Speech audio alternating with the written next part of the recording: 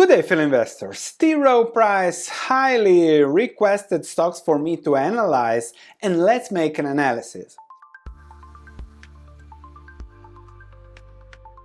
Of course, the stock price is down significantly from 2021, the P ratio is low, the dividend yield is high, and therefore I can understand your interest. However, quickly, TROW price has a declining business model that will likely malfunction in the future, and therefore the cash flows are long-term limited, and that makes it very, very risky. And you will see they cannot change the business model now.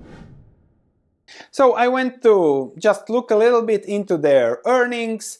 You can see here how the net flows are or have been negative for a while now.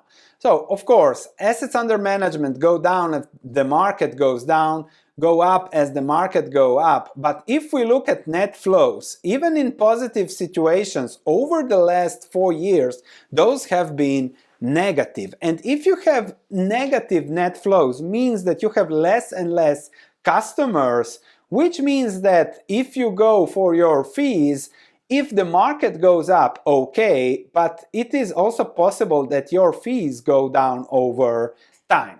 And now we have, okay, good numbers, then a little bit lower, and you can see what happens when the market goes down, but the market goes up, numbers go a little bit higher. However, those net outflows is what scares me as an investor. Plus, if we look at share repurchases now, when the stock price is down, we don't make share repurchases. When the stock price is up, we make a lot of share repurchases. That is great capital allocation, a great, let's say, marketing for the asset managers there. Look at this. When the stock price was higher, they made 1.1 billion in repurchases, which is here.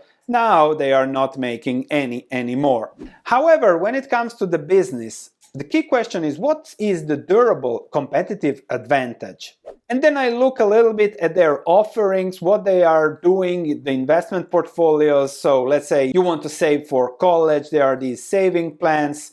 Then I look at what they invest. So they make a fund and then they invest in all these diversified funds that they have, all just collecting, let's say, good fees. Now, I don't know, okay, that's the underlying fund expenses, so likely these are the expenses of these funds, and this is a nice fee for the situation.